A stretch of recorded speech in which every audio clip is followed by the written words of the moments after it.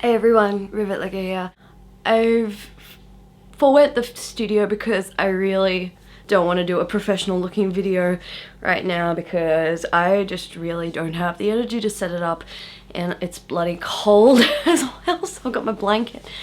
I just wanted to update you guys on my lupus. So someone actually asked me to do a lupus update, and well, I'm feeling very spoony right now, so I might as well attempt to deliver my verdict. I'm not wearing any makeup, nothing. I've just put moisturizer on and I'm almost ready to go to bed. So it's early, but I'm really exhausted. I've had quite a few flare-ups this winter, and they've been more neurological than arthritic. I mean, I get the muscular pain, but my joints haven't been as bad as they could be. I'm on Methotrexate now. My rheumatologist had put me on Methotrexate about 6 weeks ago. I've taken 6 doses, 10 milligrams each dose, plus 5 milligrams of folic acid, which is huge. I don't have to worry about getting pregnant. I'm doubly secure on that. But as most of you know, I'm like the most asexual person ever, so I don't have to worry about any of that. I've just been in what I could only describe as hell lately. It's been hell for me emotionally as well. Like, I mean, my mental health hasn't been this good in a long time, but I think it still needs a lot of working on, and I don't I'm having a little break from seeing my psychologist for a little while because, well, I've only got 10 visits this year and I'm like my 7th. So we have to span them out, and I don't see her until mid-August, which sucks, but what can you do? In the meantime, I've been seeing my rheumatologist every like 4 or 6 weeks because, well, we decided that Imuran wasn't working. So I was taking 125 milligrams of that, and yeah, just pretty much plateaued, and I wasn't receiving any benefit from it. So like, my ANA was still reasonably high. It had dropped quite a bit, but like, the labs don't usually like bring back results higher than 1 in 1280 or something. They don't really go further than that. So if my ANA level could have been present at levels much higher than 1 in 1280, right now they're present at levels 1 in 640, which is still reasonably high. Blood results are usually pretty good. It's just the ANA is always elevated. My sedimentation rate is really elevated. It's usually it's usually over 25, between 25 and 50, which is reasonably high. And also my C-reactive protein is always elevated. It got down to like a normal level at one point, but then it just crept back up. I'm riddled with viruses. I've got like this chronic sinus issue, and it started affecting my teeth, so I had to go to the dentist and find out, no, you've just got soft tissue inflammation in your jaw and your nose. It's just nothing wrong with your teeth. They're okay. Like, but my teeth are sensitive. She's like, no, they're not that sensitive. You don't have to worry about it. Just keep using sensitive toothpaste. Yeah, I had to stop using Lush Toothy Tabs, which are my favorite toothpaste in the world, because my teeth were that sensitive. And I have to go back on the like Colgate and Sensodyne sensitive thingies. Oh god, they burn my mouth like crazy, but they do help with the pain of my teeth.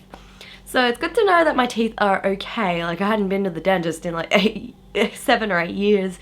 So it was high time that I was due to go, and now I have to have fillings done before it's too late. So yeah, so I'm at my GP every month, and like, she basically writes me off scripts. She's the one that prescribes me Prozac and Diane 35. Like, I get my repeats from her. I've been on Diane 35 for about a decade now, nearly a decade. I've never had an issue with blood clots, which is a pretty common side effect of that particular contraceptive, along with Yaz and Levlin and whatever. But I've never actually had any blood clots. It could have something to do with I don't know. I've got hypotension, so my blood pressure is like something really stupid, like 50/90 no, 90 over 50, sorry, on a normal day, but because I've been drinking coffee, it crept up to like 103 over 65 the other day, which was, my doctor laughed. It was funny. Anyway, I'm not completely that broken. I am still rather ambulatory, and I still am able to move, which is a burden in itself because it causes more stress on my joints, the excessive movement. So whilst my joints haven't been so bad, it's been my muscles and my nerve pain that have been really bad lately, and I've been back on Panadeine for 30 milligram codeine tablets once or twice a day for about the past year. I went off them for a little while because I only started taking them when I needed them, but now it's just like, no, I can't live without them now. I know it's a bad thing, but my doctor doesn't want to take me off them, so in the meantime I have to either persevere with that or seek better pain management, and pain management clinics cost a fortune. Yeah, I'm not really working at all, except for my blog stuff, and I'm not even making any money from that, so that's a real downer in that sense. My car cost me a fortune, but since my last Lupus update, I actually drive now, which is really liberating in a sense. It's like, it calms me down. I enjoy driving, and although I don't enjoy the repercussions like having a dead right leg after driving for like an hour, the rescue shelter I volunteer with has moved out to the other side of Sydney. I'm in the east, and I have to travel all the way out northwest for that, but it's still rewarding. I still enjoy doing that, transporting a lot of cats basically and caring for kittens. Yeah, so the car cost me a fortune. Like, the financial strain of having a chronic illness is enough if you do get a pension. Like, I'm on a pension because I'm broke, and I'm broken. I'm a broken human, and like, not having access to the pension because of your living situation, you're under a certain age or whatnot. It really sucks that people like me are getting knocked back, and especially like in the States and the UK, like a lot of people are getting knocked back for welfare payments, and like, it's the most important thing. I think the financial strain is probably what causes me the most stress. So I mean, I do buy a lot of stuff, but I buy a lot of food as well, and I buy a lot of, well, medications and I pay a lot of bills. Like, I'm basically left with not much after everything, and like, if I choose to spend it on rubbish, I spend it on rubbish, but that's just me.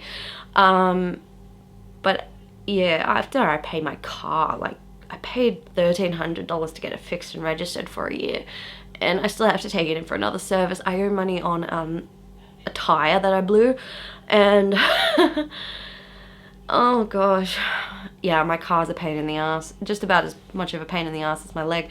But back to my leg, like, my whole driving experience, it only started recently, where my right leg has started going dead after a while. It feels like it's lost half of its motor control and half of its sensory. Well, basically, I don't feel anything in it, and I feel like it's a dead weight on my body when I try to walk after I've been driving for a while, or sitting, or doing anything for a while, walking for a while even. It happens when I walk. But I had a fall, like, I slammed into my side and I landed right on my hip and my right thigh, and like, that was about a month ago, and it's just been causing me so much grief, and I've got this really bad sciatic flare that I'm gonna have to address and somehow try and fix. I'm probably gonna need physio, but physio is like, oh, that's another lot of money that's gonna go into, I can't afford health insurance because the bills are too high. It's either hospital or extras. If I get hospital, I'm covered for hospital. If I get extras, I'm covered for dental, physio, massage, and all that stuff. But I can't have both because I need both, really. And, whew. And so, yeah, I gotta like deal with my sciatic issue. It has been causing a lot of trouble, and well, yeah, if the arthritis goes, like the methotrexate I think is doing a good job at reducing the inflammation of my joints, but not particularly of my muscular and soft tissues. Yeah, I think that's another issue we have to address, and maybe do another medication change, maybe take me off NSAIDs and put me on some other immunosuppressants, because NSAIDs, I've been on Celebrex for like 3 years now and it has not done anything either, and I can't handle the higher doses of that particular drug. As for methotrexate, I'm handling it really well. I'm, as I said, 10 milligrams with 5 milligrams of folic acid, and yeah, it's doing something. I guess because I'm not drinking alcohol either or eating potatoes. Like, I'm totally off potatoes. I have been for a while, maybe 2 months. That might have something to do with why I'm not as arthritic, but my muscles are really still suffering really bad. So I could actually have fibromyalgia in the end, but my doctor doesn't think so. He thinks he thinks that it is all autoimmune. So yay. I also am starting to think, no, this rash on my face is so bloody stubborn that I think it actually is autoimmune related rather than an environmental thing or like a fungus, as he said it was. He said it was seborrheic dermatitis, but it could be more so caused by my autoimmune. It could be related to lupus. My mum's worried that it is. I must admit, my skin is a lot better than it was like a few months ago. It was like really bad a few months ago, but now it's like, yeah, it's starting to, it's stopping. I think the biggest problem with my health at the moment is that I just cannot give up smoking. I am just so full on stressed, and I think it's nicotine is the only thing that's keeping me going. Like, I mean, I could switch to a vape, but it's not the same. I think cigarettes like really do cut the edge off, and unless I can actually I think I might have to start with patches or something and see where we go from there. It's like one more drug I'm addicted to. And then there's also my caffeine addiction. I'm pretty much dependent on caffeine these days, even though it doesn't do much. I really do enjoy my coffee. That's one thing I do, and I know I shouldn't really do too much caffeine because of my anxiety disorder, but caffeine is an important component of my day. If I don't have caffeine, I don't function at all, and even if it's just minimally affecting the way I function, like boosting my cognitive function or physical function, it's a good thing. So I can't get away from my Java, and I've got a really good little place nearby that does really good coffee, and I go up there every day. So speaking of, I actually walk up there. It's not far, it's like only around the block, but it's still managing, I'm still managing to get out of the house and walking. So like, I might not walk like kilometers. I'm walking something like half a kilometer a day, which is better than nothing. And I'm doing a lot of stuff around the house, so cooking. I'm also doing a lot of blog stuff, and that involves a lot of sitting around and talking to the camera. Yeah, I'm filming this at night, so like I really cannot be asked setting up the backdrop or anything. Yeah, that's what's behind me. And that's what's behind the backdrop. So this is my couch. This is my special spot. Okay, the psychological aspects. I have borderline personality disorder and a general anxiety disorder, and I'm okay. Like, mentally I'm fine. I wouldn't say that I'm like perfect or like in an extremely stable state, but I am stable. I haven't thought about suicide in like months, like really, like either self-harm or harm to others. I haven't thought about that sort of stuff in months, so that's progress. And I just think the stress is getting to me. Being on social media it is stressful, and I'm like trying to I always feel guilty when I don't post something, or I feel guilty when I post something and it's like something stupid. My brain has just not been working on me properly, so like if my friends are like looking at my Facebook feed or my personal profile. I just post random stuff on there, lots of puppies and stuff, and then I'm like, I say something stupid, I feel like everyone gangs up on me, and it's just like, I don't feel like I'm functioning like the way I should. Like, I went to study again last year, but that didn't work out because I just could not cognitively cope with it. I couldn't physically cope with the hours, and I think it was more down to a cognitive thing because there was stuff that I knew. It was stuff that I knew already, and that should have come naturally to me, and I just couldn't put the pieces together. So I had to drop out of that, and that stuffed around, kind of like, you know, more stress. I have to see them every like 6 months or something and give them a logbook of work that I'm looking for, and that I've been filling that out. Don't worry, I'm looking for something. And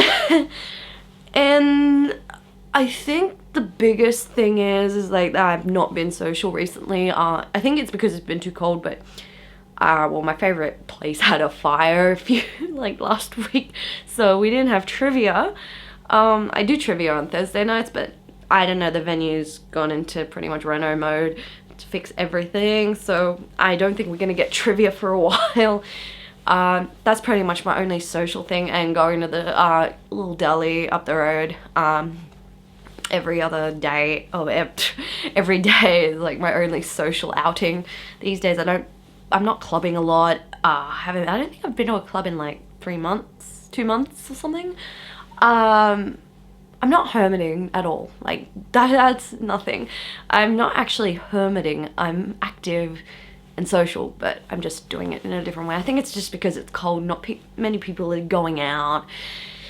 So that's I started. I had a really busy month in June, and I overdid it. And as I said, I had a fall, so I think that's been affecting me health-wise. And I don't know. I just feel very isolated at the moment, and like, as I said, I can only describe my life as hell. It just feels like hell.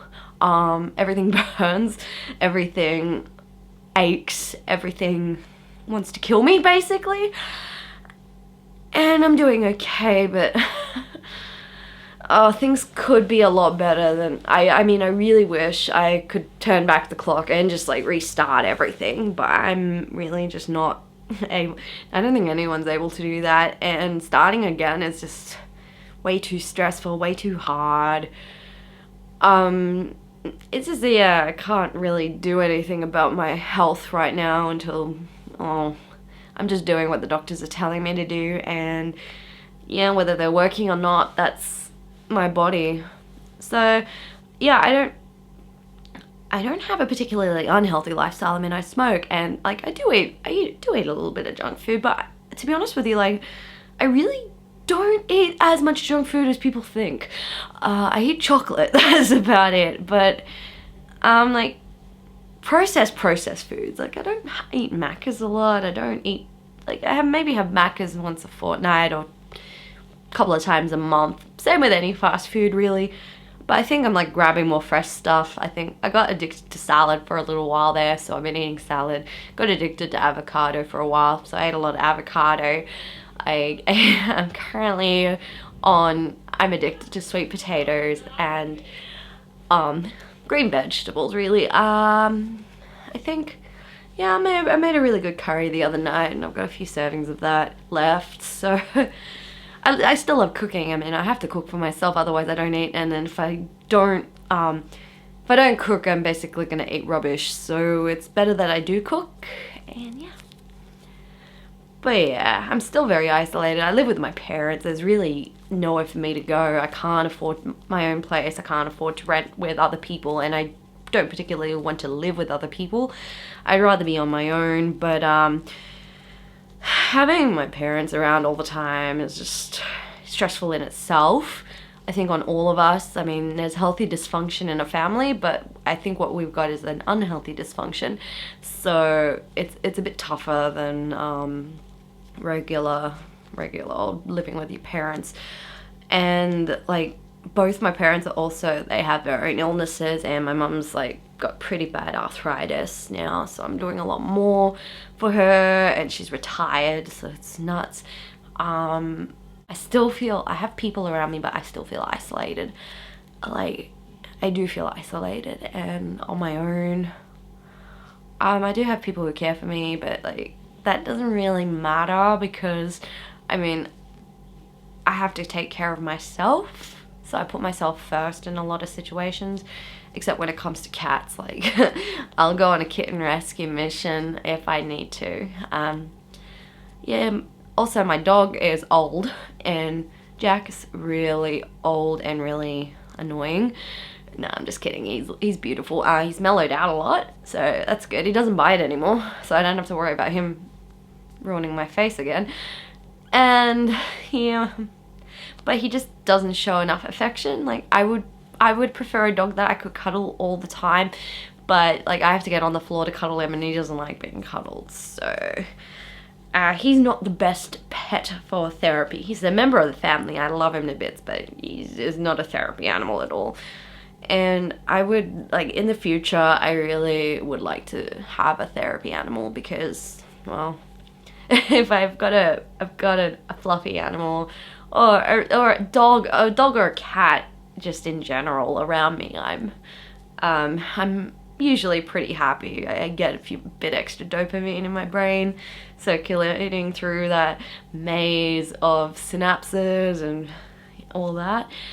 And sorry, that was my jaw. That's what it does now. It's been doing that for years. I'm also thinking of actually investing in a wheelchair, seeing if I can't get one, because I'm getting older. Unless things are going to improve and I'm going to be able to walk better than I drive, because I drive better than I walk right now. I think it might be a valuable asset to have, because I'm just exhausting myself running around places, and it just takes up way too much energy and my time and my sanity and everything. So I think a wheelchair might be good, because I have a walking stick, but I find it's not giving me as much support as it used to. It's annoying to carry. Two, it gets in the way of things. I can't carry shopping. I mean, I should really be a backpack toter, but like, I just can't stand backpacks. They hurt my back. So, and so do satchels and everything, and over the shoulder bags. So I don't like taking bags with me. So it's a bit annoying that I've got the stick, and then I got my wallet, and then I got to walk around with shopping in my hand, or if I don't have a trolley or whatnot. And I think that might have to be something in the future. I'm turning 27 in August. I'm like the youngest looking 27-year-old ever. But I'm just a bit worried because I'm a musician and I take a lot of opioid drugs. So yeah, that's gonna be a bit funny if I survive my 27-year-old days. Yeah. 27, it kind of scares me a lot, and I'm just getting older and nothing's happening. I'm working hard, but I'm getting like hardly anywhere with it. And I don't know how many people are gonna watch this, but this is pretty much like hell for it's just a hellish insight into my life. As I said, I'm not really that I haven't been social. I've just been sick, basically. So I'm that sick friend who doesn't get invited anywhere because all I'm gonna do is talk about my illness, blah blah blah. I think most of the time it's people that don't believe me that give me the shits the most. And then there's the ableist comments that I get. If anyone's just shut up, don't even say anything. I have been doing quite a bit of advocacy for disabilities as well. We did the Disabled Goths series last year, and we might do another episode in the near future with my friend James. I've also written an article about the influence Stella Young had on me, and that was published on ABC's Open Drum website, and I'm like really grateful that they published it. And I've also been involved with a little bit of LGBTQIA stuff because I'm asexual, so I fit under that umbrella. Yeah, a little bit here and there. I wouldn't say like I had a like big involvement, but I do a bit of advocacy for that. I do a bit of social fighting, as you would call it, social justice warrioring. And I guess like, I don't know, I guess that's also what's putting stress on me, is because I just get really irritated at people being bigots and stuff. So what can you do? Anyway, this video's gone way too long already, and we've just trailed off. I'm just gonna call it my lupus and life update because I'm really sucking at doing this unscripted. So yeah, I'll list all my medications and treatments down below. If you've got any questions, leave them in the comments. Maybe like this video. I'll link my old lupus video down below as well. That one's gotten quite a few hits. I'm happy about that, and a bit of education out there. And yeah, I hope to have myself back on track with some more beauty videos in the coming weeks. I'm currently uploading every Monday. And yeah, so anyway, thank you so much for watching. It means a lot that people are watching my videos and my updates and my craptacular life of isolation and depression and all the other pains, aches and pains. But anyway, again, thanks so much for watching. If you made it to the end, oh good God. Have a great one, and I'll see you in my next video. Bye.